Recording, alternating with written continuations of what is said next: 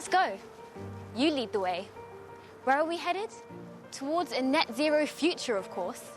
Cleaner water, more electricity, a sustainable society. That's the destination we've set ourselves. This we know. Yes, we know exactly where we're going, but we need to get there quicker. So, let's build on the progress we've already made by working and walking together. With the right partners, tools and ideas, we'll become an unstoppable force. This we know.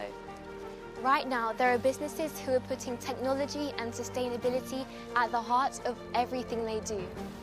Brave leaders turning maybes into realities and building something better for everyone. Now is the time to look to the future and reinvent ourselves today, empowering others to do the same tomorrow. Yes, we know what the future holds, and we know how to get there. So, let's take charge of the journey today.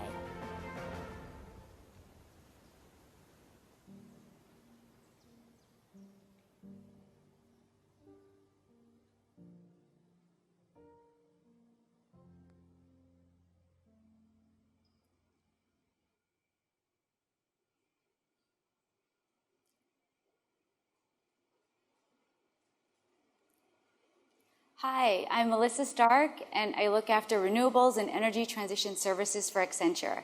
Thank you for joining us this morning for our session on hydrogen. The topic of our session today is hydrogen less than 5% or more than 10%. It's about the development of an import-export market.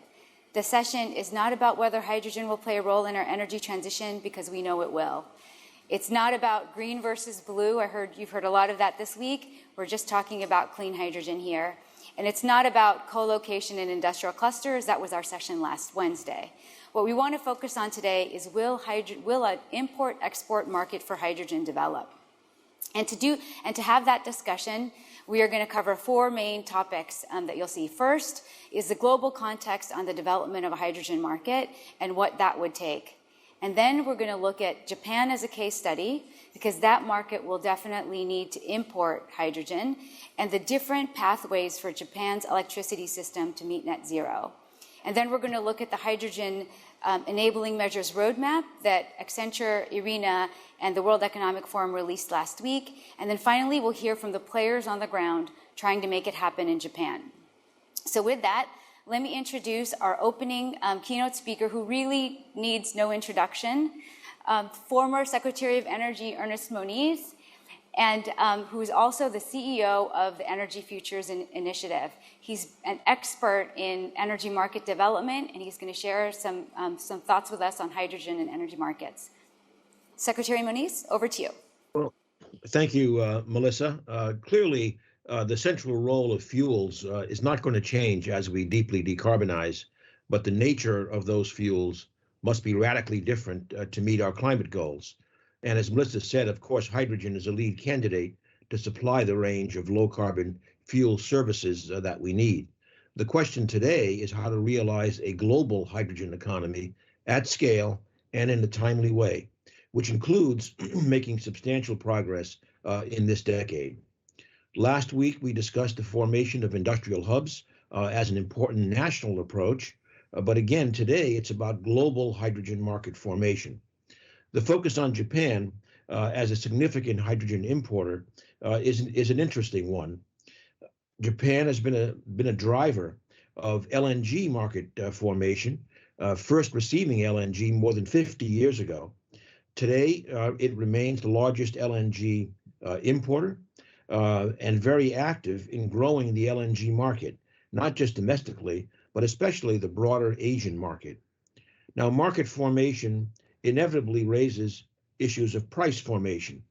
The LNG market developed with long-term contracts, with prices indexed to oil, and now, really just in the last decade, the development of more global spot markets. This very brief history raises many questions for hydrogen, and perhaps for a Japanese leadership role in developing the global and regional hydrogen markets as well. But of course, we certainly can't wait 40 or 50 years as with LNG.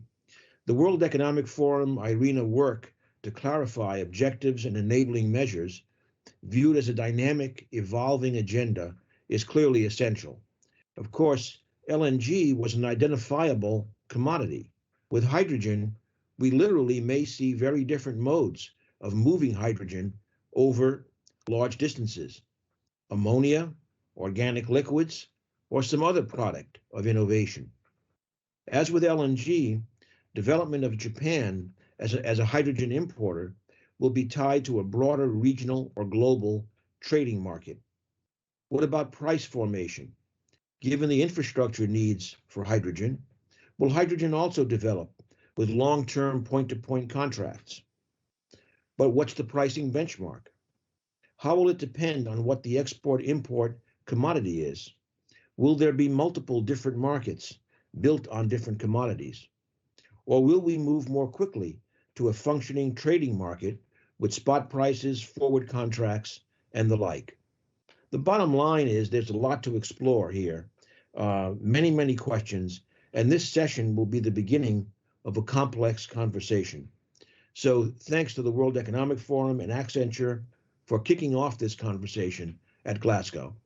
And with that, Melissa, I'll turn it back to you.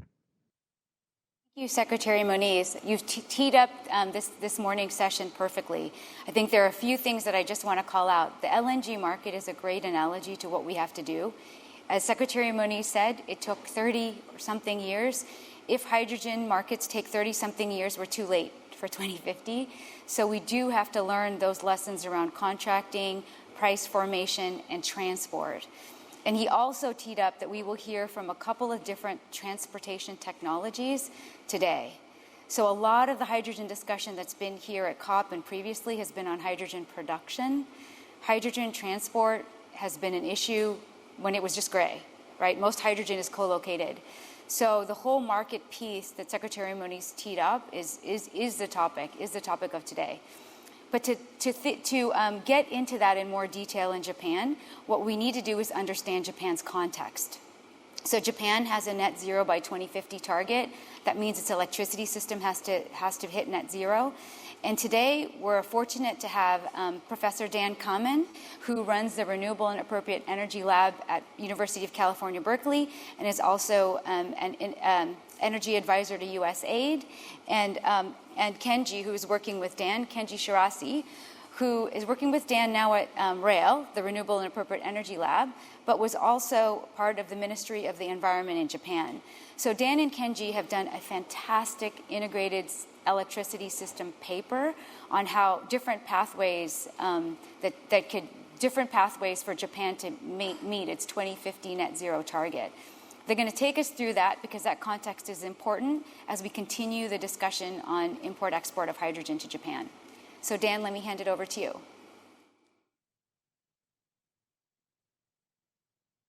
Well, my thanks for having us on, and it's a it's a pleasure to see all the panelists. It's a pleasure to see Secretary Moniz again and the colleagues from Japan. Kenji and I will divide the presentation into two pieces. I'll give a bit of the framing of the story in terms of what we've taken a look at. But really, I think for this audience, the broader conversation is going to be the most interesting aspect of this. So as Melissa highlighted, in our laboratory, and we've been working with Accenture for quite some time, we utilized a so-called capacity expansion, a model of the power system to think through some of the options and choices for Japan, but really much more broadly in terms of what are the opportunities to explore the role that hydrogen can play in not only providing fuel for transportation, but being a hub of the electricity system as well. And I say that for two reasons. The first of which is that as we look through our clean energy options, see if this works for me. As we look through our clean energy options across the globe, two things really stand out. One is that while the electricity system used to look like the challenging part of the story, very rapidly with the rise of renewables, it now looks quote unquote easy. And I say that because if we look at the price declines we've seen for solar, wind, storage, and other technologies, the Bloomberg quote really comes back to mind again and again, and that is that around the globe, we now see a situation where building new solar and wind facilities is now demonstrably cheaper than operating many of our fossil fuel facilities. And so, when we look at the global map here, just highlighting some of the major economies and their commitments, President Biden is not only committed to a net zero carbon United States by the mid-century point 2050, but notably has committed the United States to a carbon neutral energy sector by 2035, really a remarkable step forward. The UK commitment by 2050 is also remarkable, and UK is in many ways in advance on integrating renewables into the markets, thanks to many partners, Accenture notably included in that. The EU target is the same, although the level of integration across different sectors is a little bit less clear. The Chinese announcement made at the opening of the UN summit in September, highlighting the carbon neutral China by 2060 is a major step forward in the advances made by the US and Chinese negotiators over the last 48 hours here in Copenhagen were really critical to advancing the global methane compact, to putting a number of the key pieces together for analysis and agreement by both sides. The Japanese and South Korean commitments to be carbon neutral by 2050 are, I think, huge steps forward. South Korea has already launched the planning stages for a major offshore energy platform, as have Denmark. And that's really where the hydrogen and clean energy stories come most closely together. In the South Korean and the Danish case, the plan is for an offshore hub where electricity and hydrogen would be sent into the mainland. And this really highlights a market feature, which we will use our switch solar and wind integrated with transmission and conventional sources to highlight. The feature here, of course, is that with the rise of offshore wind, we have the opportunity to send electricity when price is high, but when demand is low, to send hydrogen in. So the question that we use the switch model to explore is really, what are the options in China to take a look at that story? Now, I'm not going to dwell on the details of the analytic path that's in the paper, and we're happy to provide that version as a preprint version to everyone here. And as we look at the Japanese mix with natural gas and coal playing the largest shares today, but with renewables playing the share with the largest net increase in the last several years, oil is of course on the decline, and nuclear, which went through essentially a restart after the Fukushima Daiichi accident, is a component of that mix, and of course could be used for electricity or hydrogen.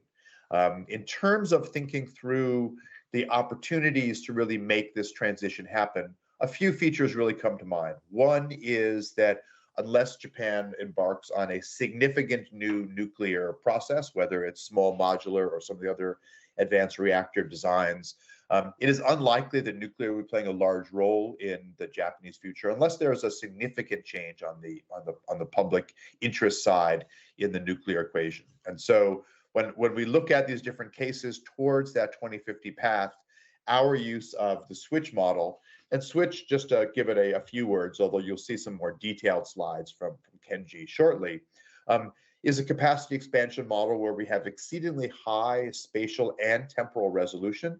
For those in the United States, it's a model that's similar to the one run by the National Renewable Energy Laboratory, the REEDS model. All modelers love their own. We happen to love ours, but really we use this to illustrate some of the trade-offs between the various features. We take a high resolution spatial and temporal look at existing and future transmission lines, and we take a net present value based approach to look at the cost of investing in additional transmission, be it conventional AC or DC lines.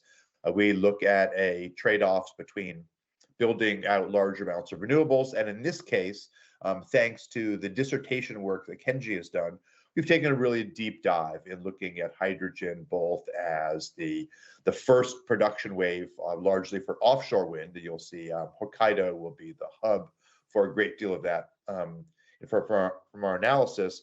But more broadly, as we look at the opportunities for Japan to meet that 2050 target, what our analysis really comes down to is a sense of how much is hydrogen going to play out a role based on these various large-scale policy options.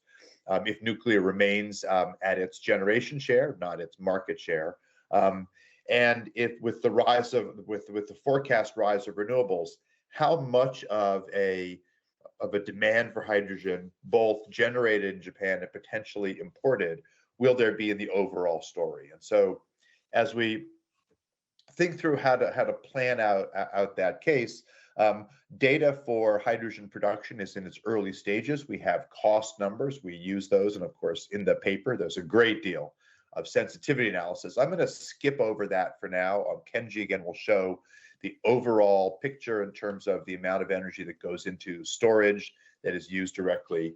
And in our assessment, we do look at what are essentially the key features. We look at carbon pricing scenarios, a carbon tax, nuclear phase-out scenarios, look at what we would do to meet that zero carbon 2050 goal, really with this sense of not only is Japan a critical player because of its high demand for energy and its potential to build out very significant amounts of offshore wind as a new large generation mix, but also as a place where the technology options can really be tested out.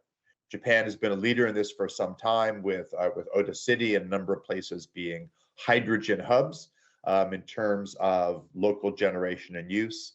And again, each of these models are always features of their authors. One of the features that we find most useful about Switch, before I turn this over to Kenji, is that we've extensively modeled and interacted with the states in the Western US and Canada, the so-called WECC region, where Switch is used widely to do energy planning.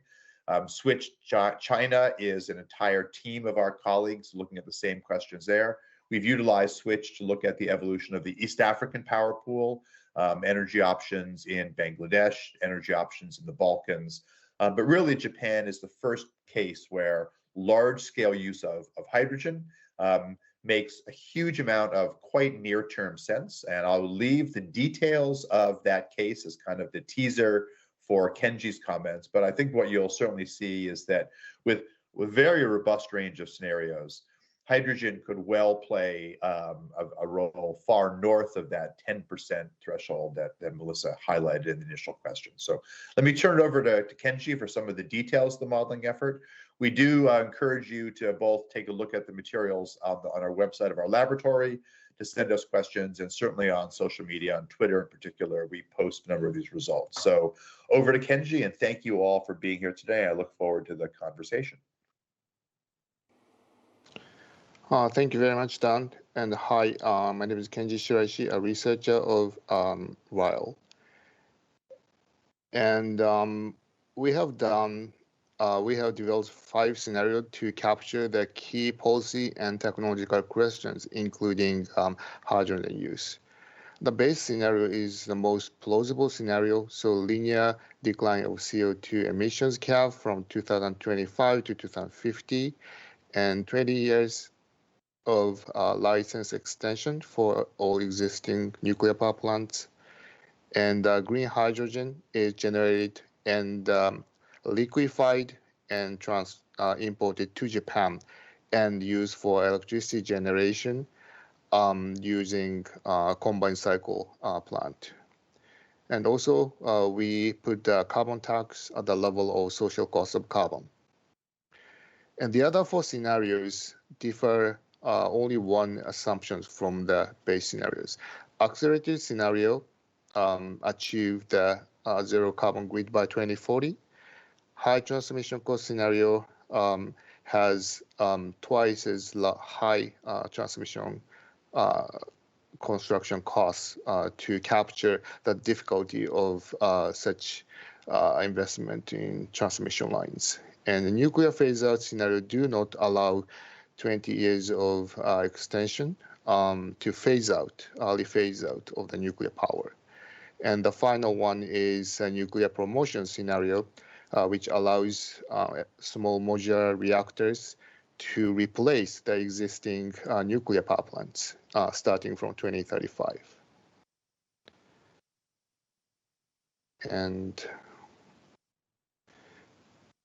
let me show you the high-level result of our study. This is the installed generation and storage capacity in gigawatt from 2025 to 2050. As you can see, across all scenarios, the investment, massive investment is required to achieve the net zero grid. And the largest increase is solar PV, which is about 400 gigawatt. And the next one is offshore wind, and the third one is onshore wind. And the steel blue, the dark blue, is hydrogen combined cycle. And basically, it's about 90 gigawatt, which is comparable to the current level of LNG, natural gas fired power plants in Japan. And as for the storage, it's about 100 to 150 gigawatt. Two-thirds is battery storage and one-third is hydrogen storage. And this figure shows the electricity generation mix in percent. In base scenario, 81% of the electricity is supplied by renewables, and 10% is from nuclear, and 9% is from hydrogen. But other scenarios require more hydrogen than the base scenarios. So accelerated scenario needs 11% of electricity from hydrogen, and the nuclear phase out require 13%, and the high transmission cost scenario requires 16%. And in the nuclear phase out scenario, actually SMR and hydrogen combined cycle are both clean dispatchable generation. So they are in a way competing with each other. So SMR takes 15% and the hydrogen takes 6% of the generation. And Japan, northern part of Japan is a very rich, abundant place for onshore and offshore resource. And the southern part of Japan is also abundant in solar and wind. So it is very important to make high voltage transmission line to the load center, which is concentrated in the center of Japan, Tokyo, Chubu, and the Kansai area. So it is critical to include the transmission line expansion in this kind of model. So Hokkaido and Tokyo doesn't have a direct line at this point, but more than 20 gigawatt of high voltage DC is as a result of this model constructed in our analysis. And this is hourly dispatch of the base scenario in 2050. And the black solid line shows the demand, electricity demand. And as you can see in the daytime, generation exceeds the demand, and the excess is charged and then discharged at nighttime. So that kind of diurnal storage works in springtime. However, in summer and winter, especially February and August, you can see large amount of storage, hydrogen combined cycle is operating in those 2 months. So, so this is mainly because the imbalance between the load peak and the summer peaking solar generation. So, yes.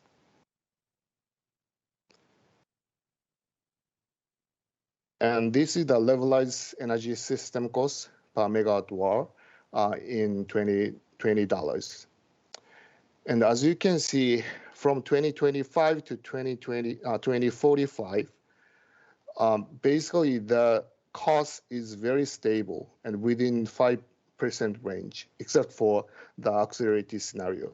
But in 2050, in the last 16% reduction, the cost jumps by 15 to 20%. This is due to the massive investment in transmission, storage, and the use of hydrogen. So, but except for that, very, very mild cost change in until 2045. And finally, this is a summary scenario. So basically, storage and generations are very close. So generation capacity must triple, and the storage capacity must be 6 times higher than the current level. And about transmission lines, it totally depends on how much clean, low carbon dispatch generator is in the system. So, and also the cost of construction, cost of transmission lines is really important for this sense. So in conclusion, Japan can cost effectively achieve zero carbon grid by or before 2050 in various, actually all scenarios. And in this zero carbon grid, imported hydrogen plays critical roles as a clean dispatchable resources in all scenarios. Basically, the seasonal imbalance of winter peaking load and summer peaking solar power is a very important reliability issue, and hydrogen can tackle that problems. And dispatchable SMR will also be able to address the issue, but due to the public acceptance, so that the possibility is questionable. So yes, that is my conclusion. So done. Great, thank you. Thanks, Dan. Thanks, Kenji. I think the reason we really wanted to profile this study is hydrogen can't be seen in isolation. There's a lot of forecasts with hydrogen that just only forecast hydrogen. Hydrogen has to be part of an integrated energy system. Electricity as anchor demand is actually really, really important. And so you might look at it and you might say 9% isn't a lot, but 9% as electricity anchor demand is actually huge as an input, because remember, this is electricity. There's hydrogen that's probably being used in transport and industrial as feedstock and as heating. This is the electricity system. But without big anchor demand, it's actually really difficult. So it's incredibly significant that in a model where every technology competes and every horse runs its best race, offshore wind, solar, everything, hydrogen is still showing up as 9% import and export. That seasonal bit is actually also hugely important, because you can see that also drives, there has to be an import-export market if it's that kind of seasonality.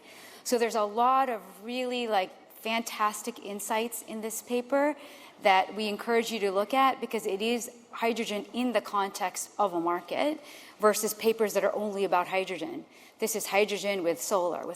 Hydrogen is 2 applications, right? So I'm emphasizing the import-export and the CCGT. But if you notice on the charts, it's also a storage. So there's a storage piece that hydrogen is used at. And one of the other key things, and the last thing, and then we're going to move to our next speaker, is how much hydrogen is used in storage and how much hydrogen is used in the CCGT is really dependent on what happens with nuclear, what happens with transmission, what happens with a carbon policy, right? So there are a lot of things in that integrated energy system that has an impact. I think the good news is hydrogen has a role actually in all the scenarios, and actually the best news is Japan gets to a net zero electricity system at a pretty decent cost, right? Because it solves for the lowest cost in that expansion. So the cost increase isn't too bad. So what we're going to do now is move to the hydrogen roadmaps for Japan. So we have Noam Busidan from the World Economic Forum that I've had the pleasure of working with over the last year to develop these roadmaps. So Noam, do you want to talk about the roadmaps we launched last week? Great. Okay. So Melissa, thank you very much. And hello, everyone. It's a pleasure to be with you, albeit virtually. I was here last week. Oh, there you go. I see they just appeared. So indeed, over the last few months, what we've been doing is we've worked closely with the International Renewable Energy Agency, IRENA, and with Accenture's great support, to drive an initiative to develop what we call enabling measures roadmaps for green hydrogen. And I would like to thank Secretary Moniz for his very kind remarks about this kind of work. So what we've done is, so far we've developed two, one for Europe and one for Japan. And last week on Energy Day here at COP26, IRENA's Director General, Francesco La Camera, launched the roadmaps together with the Commissioner for Energy, Kadri Simpson, who called them an important tool to foster international collaboration. So today I'm pleased to showcase the roadmap to you with a particular focus, obviously, on Japan. And what I'll be doing over the next few minutes is really explain why we began this work, how we developed the roadmaps, what the roadmaps actually look like, but also how you can use them. So as we've clearly heard from previous speakers, there's a huge momentum across the hydrogen market nowadays, with many national strategies being developed, with projects being designed, with funding starting to being allocated. And of course, Japan was the first country to publish its national hydrogen strategy back already in 2017. Now, Melissa, as you mentioned, many of these projects are actually co-located supply and demand, mostly within industrial clusters. And of course, this is highly necessary, and we're working extensively on that front. Some of you will know the World Economic Forum and Accenture launched an important initiative on transitioning industrial clusters towards net zero right here last week. But actually, if we want to scale the green hydrogen market or the clean hydrogen market, we need to look beyond clusters, and we need to look into hydrogen valleys, long-distance pipelines, shipping projects.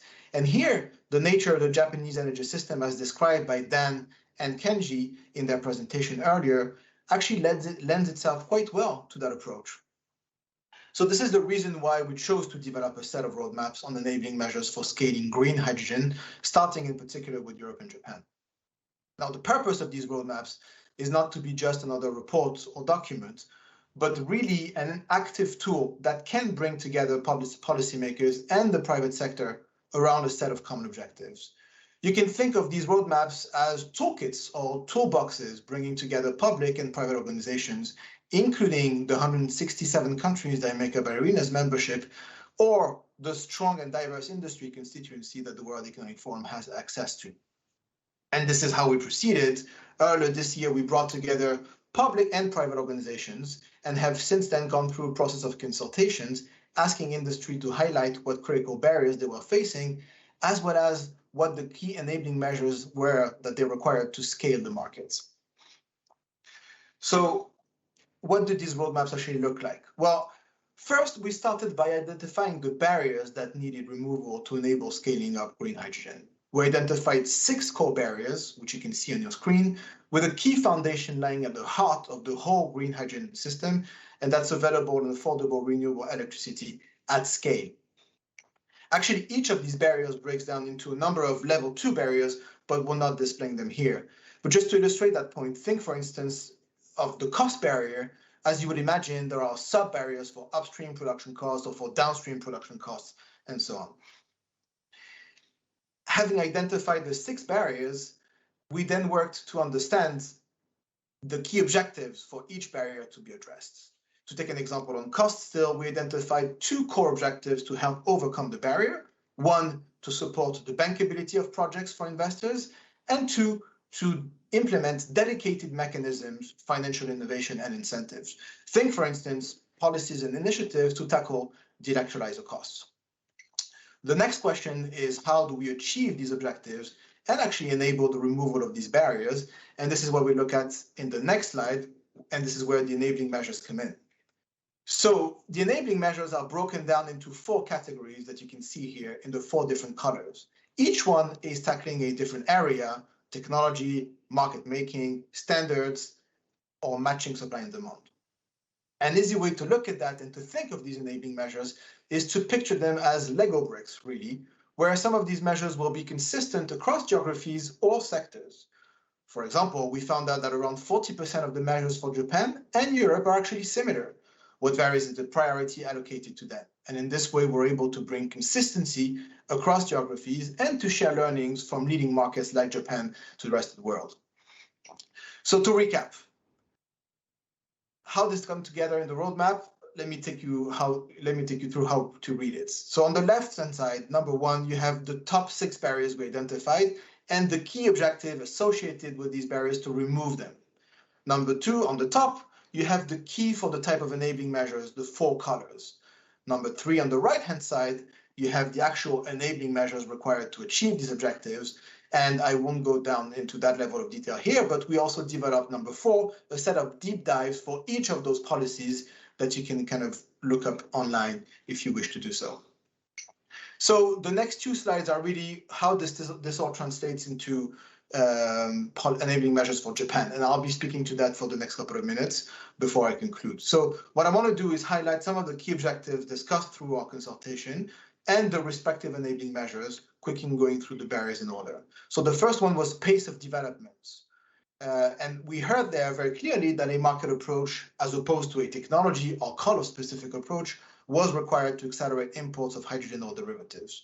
So things like signing MOUs with supply countries, committing to major anchor projects for green hydrogen, and promoting knowledge exchange will be critical to accelerate the import of hydrogen and to decarbonize it. On the cost barrier, we heard that financial innovations are required to support projects to reach final investment decisions, whilst drawing on lessons from the LNG industry, which is a key point we've already heard.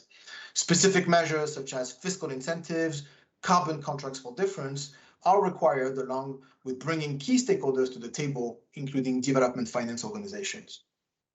The next one relates to demand. And there we clearly heard that to finance projects, we also need stable demand for hydrogen or ammonia, for instance. Here, sustainable public procurements have a role to play, along with the phasing out of fossil fuel-based technology, meaning we envisage a cohesive menu of carrot and stick mechanisms. Moving on to the next one, standards and certification, we heard there that the need for Japan to lead on international standards for traded hydrogen derivatives was key. This includes both safety and technical standards, standards for carbon intensity, and the extension of eco-labeling, which is an area where Japan already leads. As indicated in the roadmaps, standards and certification measures are shared with Europe, where there is a huge opportunity to foster the international collaboration mentioned by the EU Energy Commissioner. On the next one, which is infrastructure, there's a lot of projects to be built. A long-term strategy on skills and on talent is required. And again, here, there's an opportunity to use the learnings from the LNG markets. We also heard that first movers will require support to ramp up infrastructure. And then finally, on technology, although I'll touch on this very briefly because we're going to hear about it later, but one point that repeatedly came across was the fact that we need to build experience with commercial-sized facilities and to share learnings to scale up the hydrogen economy quick enough and in a cost-efficient manner to hit the defined targets. Which brings me to my last point. A quick recap. What we've done is we have produced 2 roadmaps, and you can see down here a bit of the process that we went through to do that. One for Europe, one for Japan. What those roadmaps do is they identify the top 10 objectives to be reached to enable the scale of green hydrogen and the supporting enabling measures to help remove the barriers to scale. Because these are roadmaps, what we've done additionally is we put these measures on an indicative timeline for implementation, and you can see that in the detailed version online. Now, where do we want to go next? Well, actually, we're looking to develop more roadmaps for more geographies, as mentioned, and this was also something that IRENA's Director General, Francesco La Camera, clearly mentioned when he introduced the roadmaps last week at Energy Day. But what we're also seeking to do is to identify specific enabling measures for acceleration, bringing public and private stakeholders together to make this effort concrete and impactful. And we hope that Japan can be a leading player in this program as a market leader. So as you can see, Melissa, plenty more coming from us. I would encourage everyone to stay tuned, in particular with their eyes turned to the upcoming annual meeting of the World Economic Forum, which will take place in Davos early January 2022. In the meantime, let me hand back the floor over to you, and many thanks for your kind attention and material. Thanks, Noam.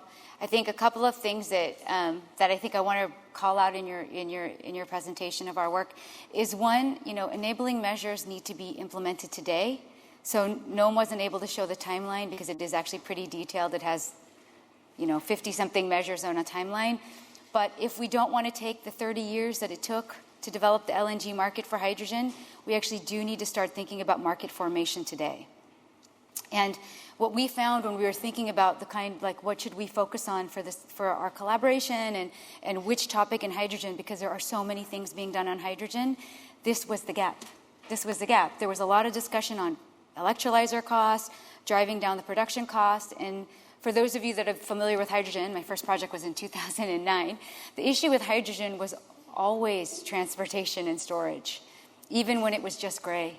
Like today, it's largely co-located, right? So if we are in this, and we will be able to make it work co-located, as Noah mentioned, we launched the Industrial Clusters Initiative. We are all over that, and we're supportive of that.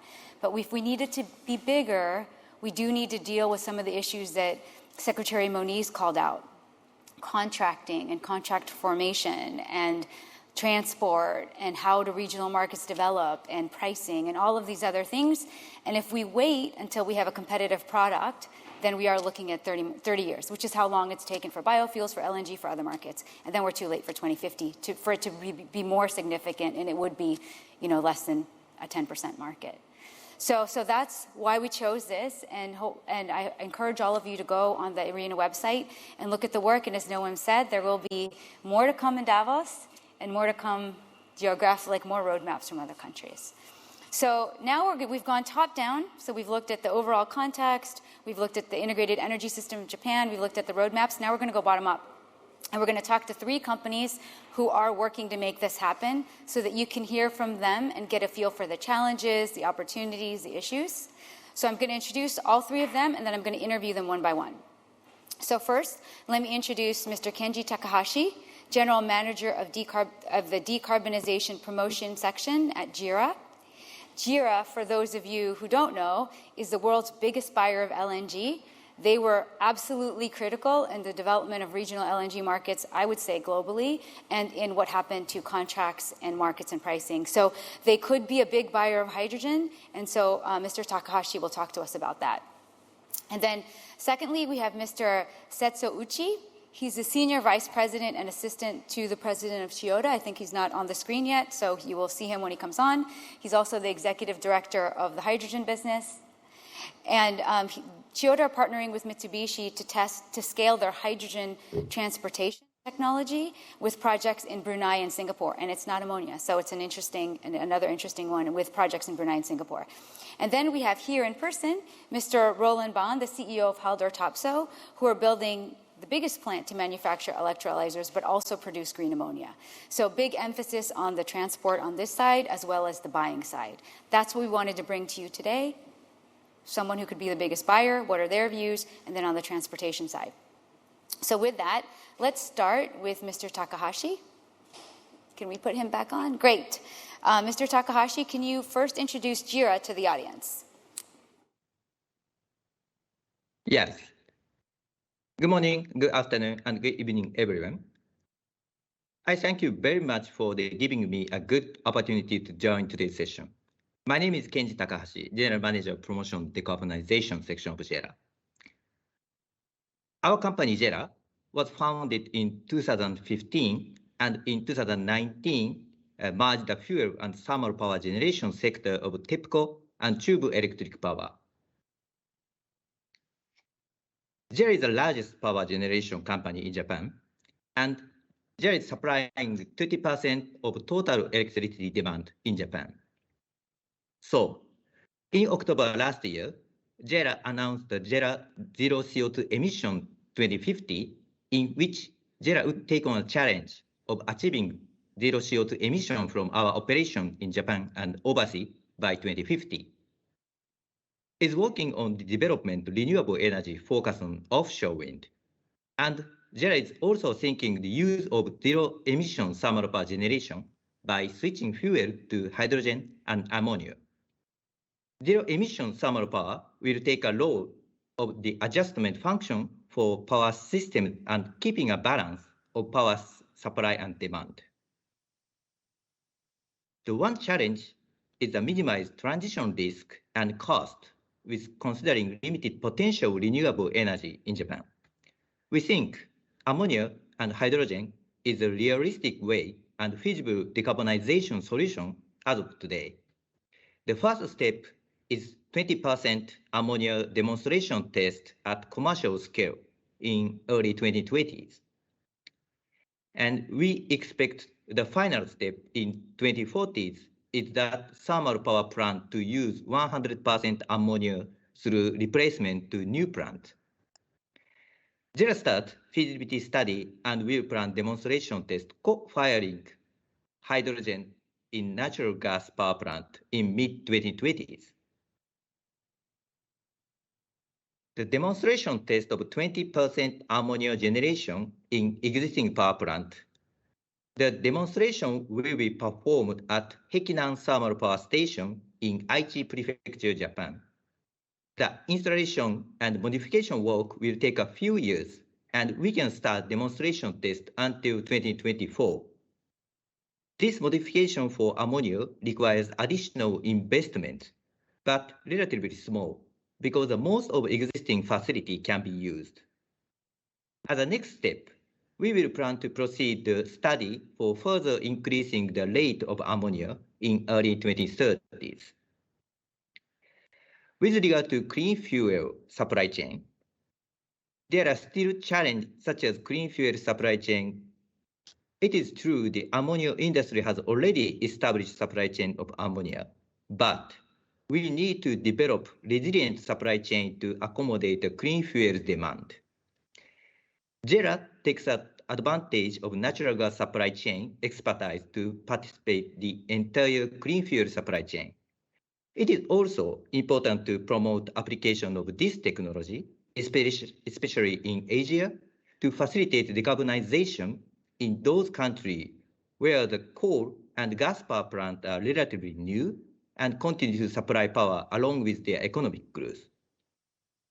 In summary, as the largest power company in Japan and as a global energy company, JERA will take on a challenge of decarbonization by 2050, especially to decarbonize the fuels of thermal power generation, starting from feasibility level of co-firing ratio and to reach 100% zero emission thermal power step by step. Thank you for your attention. Mr. Takahashi, so my first question for you is, what do you think of the 9% imported hydrogen that was in Dan's presentation, and how do you see the traded market developing? Yes, thank you for detailed study. You know, Japanese government showed the reference carbon neutral electricity mix in 2050, in which hydrogen and ammonia are 10% of that. And another energy source is nuclear plus CCS and renewables. CCS, thermal power, and hydrogen and ammonia have a similar role, dispatch and balance of low energy systems. If CCS does not progress enough, it is necessary to increase hydrogen and ammonia 10% to 20% around that. So the cost and technology are issues for each other. The market is needed to research the covering the demand of hydrogen ammonia, so that the hydrogen and ammonia market is needed for the Japan and also the Asian country for the increasing the such demand. That's it. And I think just to comment on that, I think to make sure that everyone picked that up is that in the Japan plan, there's CCS and nuclear that's a share that actually didn't, CCS isn't in the Berkeley study. Both had 10% hydrogen. If there is no CCS, as Mr. Takahashi says, then there's going to be a bigger demand for hydrogen and ammonia. So I think the takeaway we can take from both pieces is at a minimum, it's about 9 to 10%, and then it could be more. And then, as Mr. Takahashi mentioned, the other markets in Asia, it is really like it'll be the same kind of issue, especially for plants that are fairly new, gas and coal plants. So with that it's very relevant to so many markets with fairly new gas and coal plants, can you share some of the early learnings from the co-firing of ammonia and hydrogen? Okay. So the ammonia and hydrogen co-firing has been demonstrated at the laboratory level The issue is control of nitrogen oxide in the exhaust gas. But that is controllable and acceptable level of the test. For the demonstration test, the issue such as operability of entire power plant and also the safety standard should be established. So JERA will confirm them the acceptable for operation. And also during the demonstration test, we will check the conversion to the ammonia co-firing burner from the current coal-fired burner.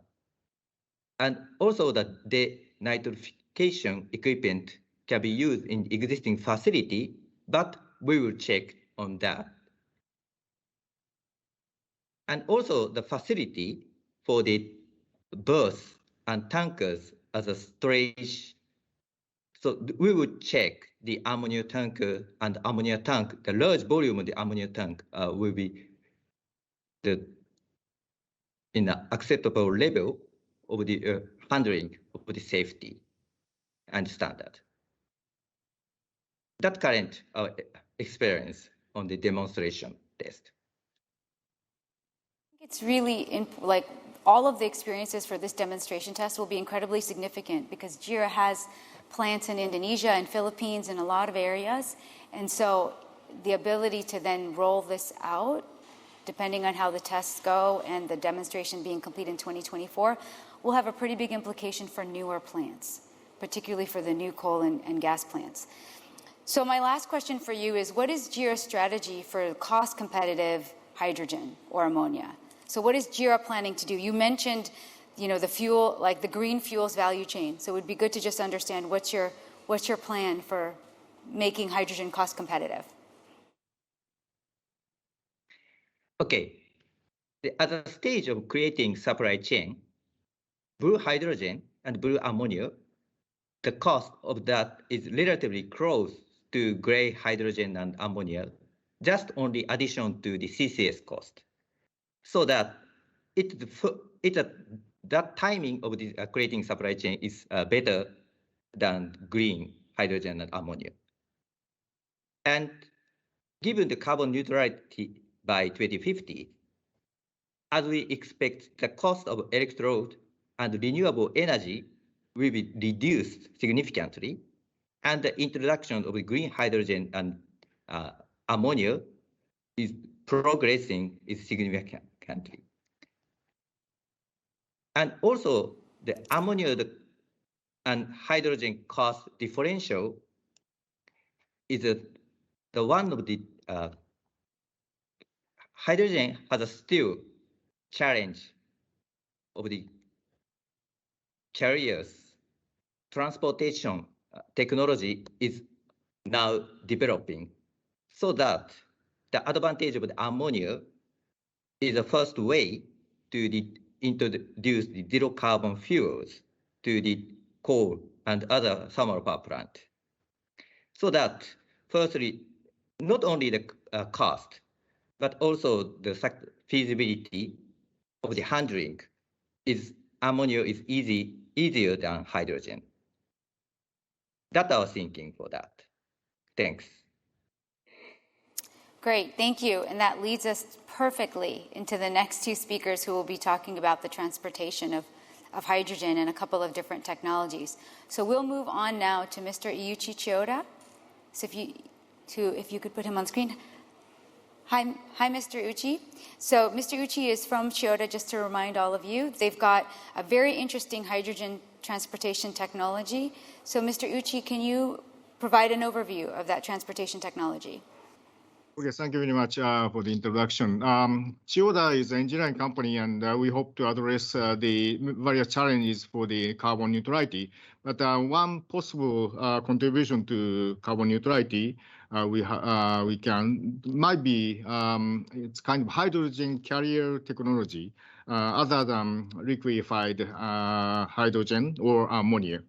And it's for the future hydrogen trade and global supply chain. So may I just share with you? Could you show my slide? Yes.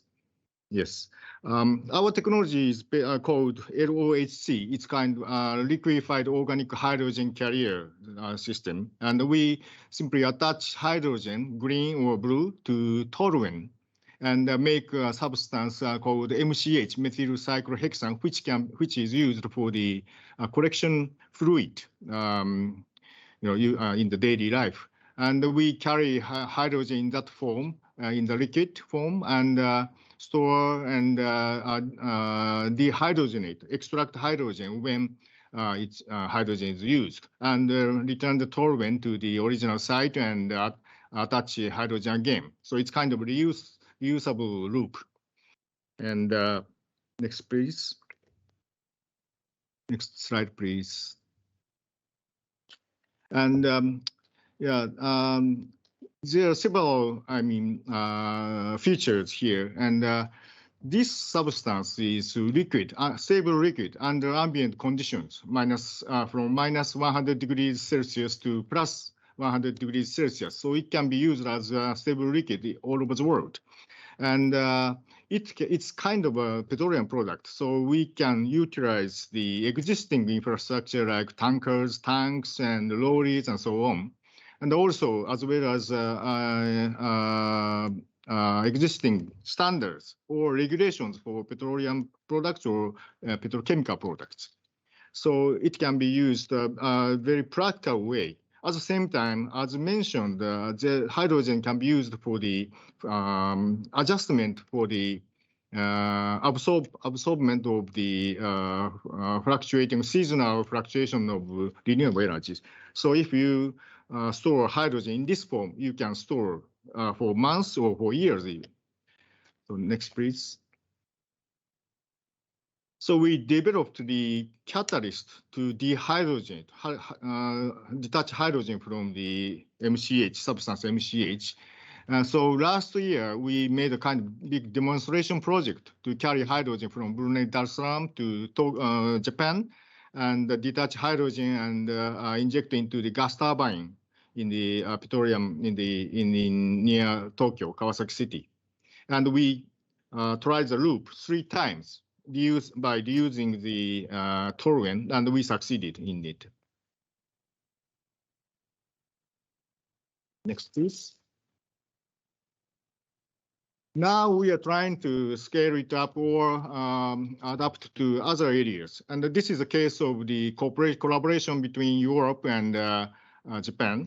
And we made an MOU with Port of Rotterdam Koole Terminal of Netherlands Mitsubishi Corporation in July this year to make a study for the importation of a large volume of hydrogen to Rotterdam from green energy-rich areas like South America or Asia or so on.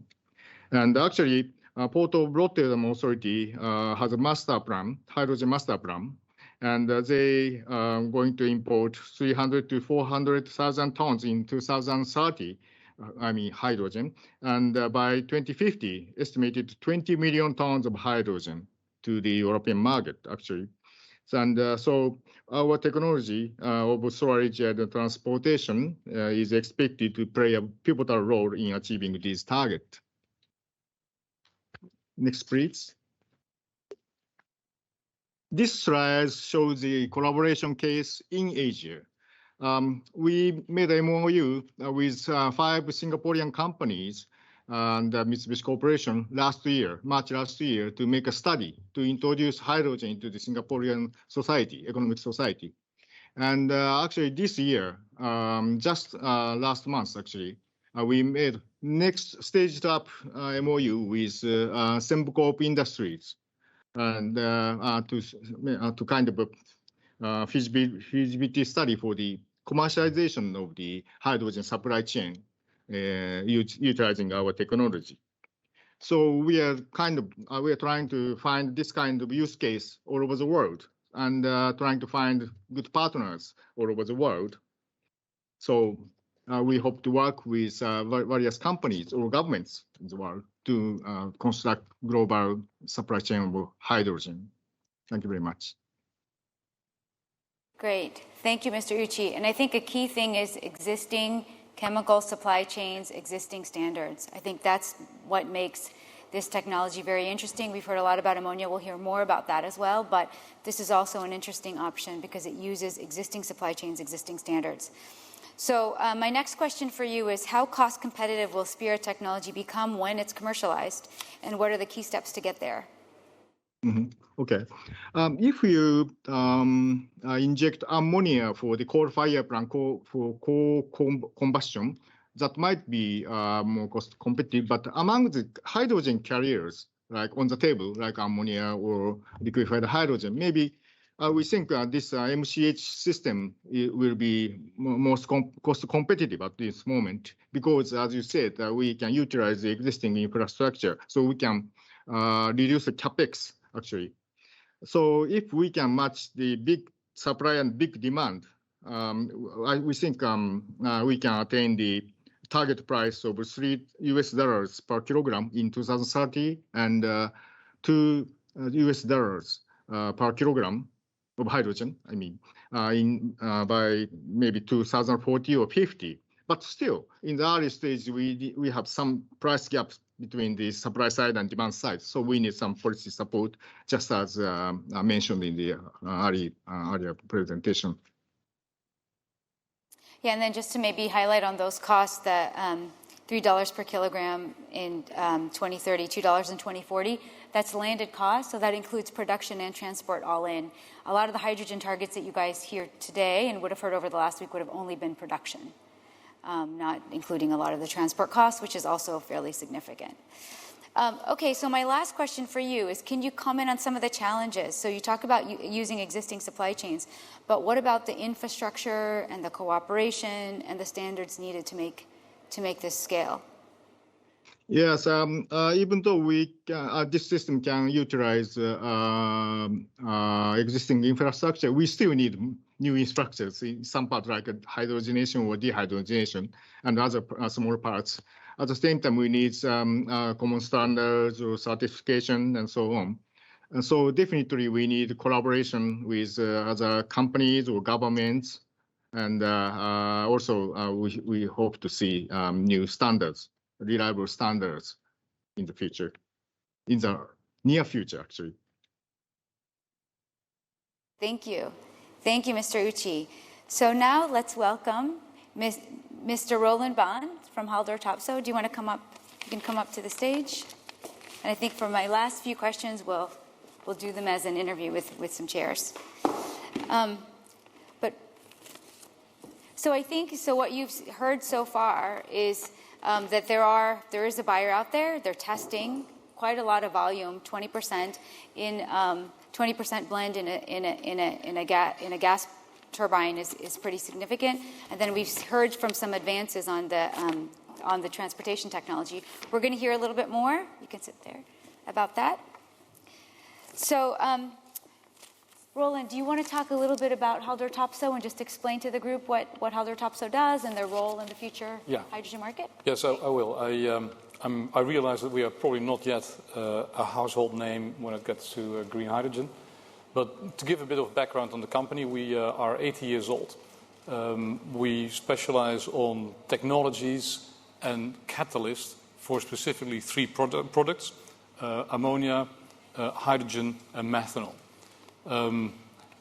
Currently, if you look at hydrogen only, and this is grey hydrogen, of course, about 40%, just under 40% of the world's production of grey hydrogen comes through Haldor Topsoe technology. So we are relatively well versed in the hydrogen space. One of the things that we have had as a company ever since we were set up is a focus on science. So we actually spent 10% a year, every single year for the last 80 years, on R&D. And in that R&D, we have, since 1981, been working on fuel cells. Now, fuel cell is great. This, by the way, is solid oxide. You can reverse the process and you have an electrolyzer. So we actually have an SOEC electrolyzer that we We are commercializing already. We have it in the market in a few instances, but we're now going to build a big industrial scale factory to produce these electrolyzers. Initially 500 megawatts, and then very quickly ramping up to over 1 gigawatt. Apart from that, we have all the technologies for the derivatives. So when we have green hydrogen, even with the intermittency, we have the technology to make, for instance, green ammonia, which is what we are doing in the NEOM project, where we are one of the partners, and we are going to build the largest ammonia loop in the world, but completely on green hydrogen. So that's what we do. So, largest plant to manufacture electrolyzers, or aiming to be one of the biggest plants to manufacture electrolyzers. How big are the electrolyzers coming out of the plant? Are they 50 megawatt, 20 megawatt, 10 megawatt? Or? So we actually, what we try to do is sell in modules of 100 megawatt. Okay. And that's not one electrolyzer, it's the stacks go into a core and then just like batteries. It's like batteries. So you click them on. But that's and we have a number of projects running that we hope come to FID very, very soon. Okay, and then also you mentioned ammonia. So we've just talked about transportation and ammonia and hydrogen. Yeah. Can you share with us some of your views on the role of ammonia as a carrier for hydrogen? Yeah. So it's interesting. If I look at the projects that we are involved in, and there have been announced about 350 very large hydrogen projects in Australia, Chile, Middle East, North Africa. 80% of them have ammonia at the back end, because these are export-oriented production facilities. And of course, it's easy to make it into ammonia because there is an infrastructure, there is already trade, there is an international price, there are standards, and it is actually, to a large extent, you can use it directly. For instance, in shipping, Mitsubishi has developed a gas turbine for power generation of 40 megawatts on ammonia. So in a lot of instances, you don't have to do anything. You just get the ammonia, ship it where it's being used, and Bob's your uncle. Even there, when you want to have the hydrogen, let's take the steel industry, where you would not be co-generating, although that would probably be the wrong choice, but you can crack the ammonia back to hydrogen, which has a cost of about 15 cents a kilo of hydrogen. So it's not very expensive either, compared to transporting hydrogen, where you have to build a new infrastructure, build a market that's not there, set up all this infrastructure. It is actually an ideal vehicle for hydrogen.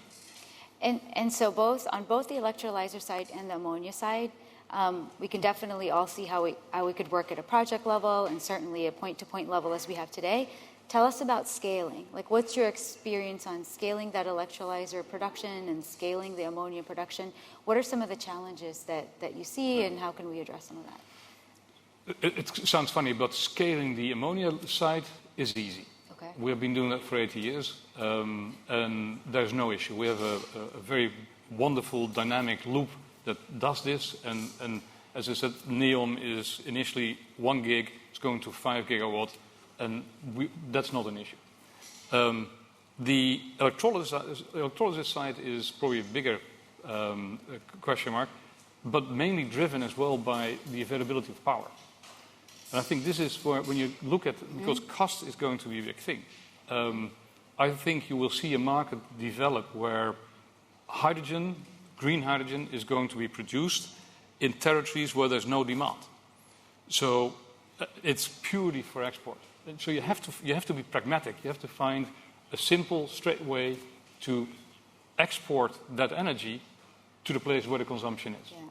And I think that's a really good point, because we're talking about massive electrification, just using it direct electrification. So there's a queue, right, in production for us to have electric vehicles and heat pumps and even just scale the share of renewables. We're talking about a massive build out, a doubling, even a tripling, and that's direct.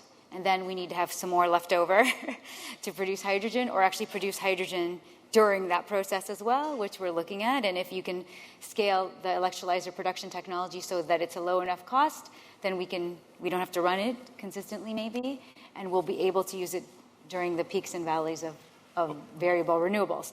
I think right now it's hard, right, to make the economics work because we need to be running that electrolyzer for a certain number of hours. But if you can get the cost down, then we can be. But this is one of the things, right? So yes, scaling is important. And what you say, having power available, just electrifying what we have is probably taking about 8 terawatts of capacity of green power. Total installed capacity in the world at this moment is 1.4 terawatts. Yeah. So it's a bit of a step. But the electrolyzer itself, I think, as we are scaling up, will become very quickly a lot cheaper.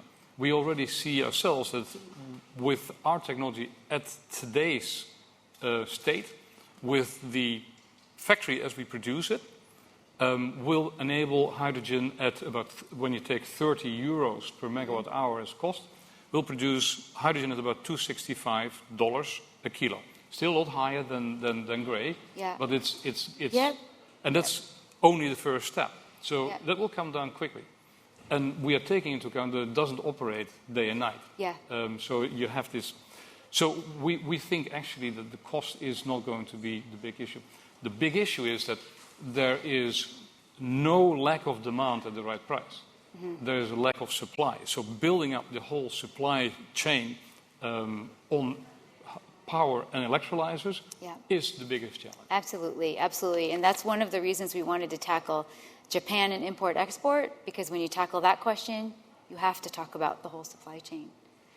So I think that is the bulk of our session today. I just have maybe one last question for all the speakers. But hopefully you've all enjoyed the discussion that we've had on the development of an import-export market for hydrogen. My final question to the speakers, and depending on, I think they're going to put them all on the screen, is, so the title of this session was less than 5%, more than 10%. So I want to ask the question in 2 parts. First question is, enabling measure, just one in one sentence, what's the most important enabling measure? And then also, throw out a percentage. I know nobody wants to throw out a percentage, but I'm curious in terms of everything you've heard. For this group, like very diverse group of speakers, what would be your percentage? So maybe we'll go in the order of the original order. So we'll go back to Kenji. So Kenji, what are your thoughts? I think, is Dan on? Dan's not on. We can start with Kenji.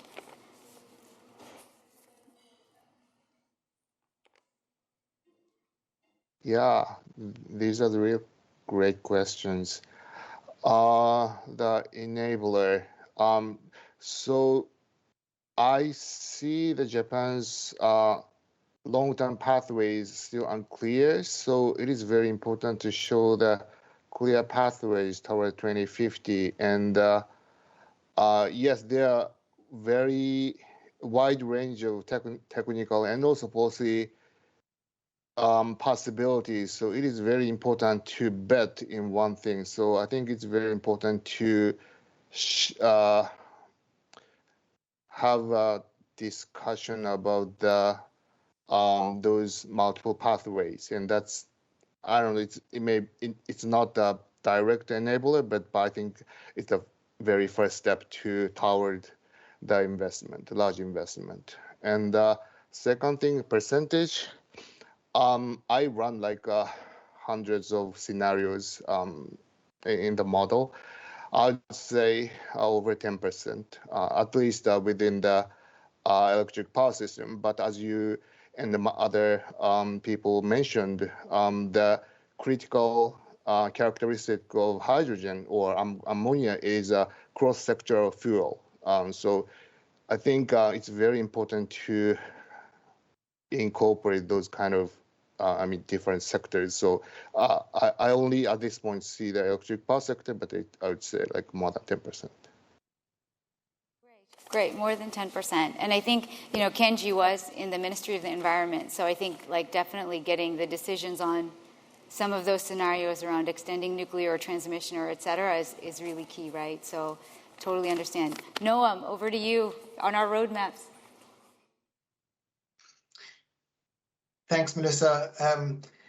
I think we designed the roadmaps in such a way that actually we would not necessarily have to establish a priority amongst the enabling measures, but that doesn't help you with the question. So I want to go and give you a more decisive answer. And I think I would pick, and this is personal, probably the importance of demand. So securing long-term offtake, actually short, mid-term, and long-term offtake is absolutely key. Not to say that the rest is not, but this is to me one of the critical factors that actually will help make or break the hydrogen scale-up markets. And if I can just, with one word, reference one key initiative that was launched here at COP26 last week by the President of the United States himself, Joe Biden, who announced a key collaboration with the World Economic Forum, an effort called the First Movers Coalition, which will focus exactly on that, mobilizing key hard-to-abate sectors, steel, cement, aluminum, shipping, etc., and trying to get commitment from key companies, leaders in that space, that will eventually result into scaling key technologies for the decarbonization of the overall energy mix, such as hydrogen.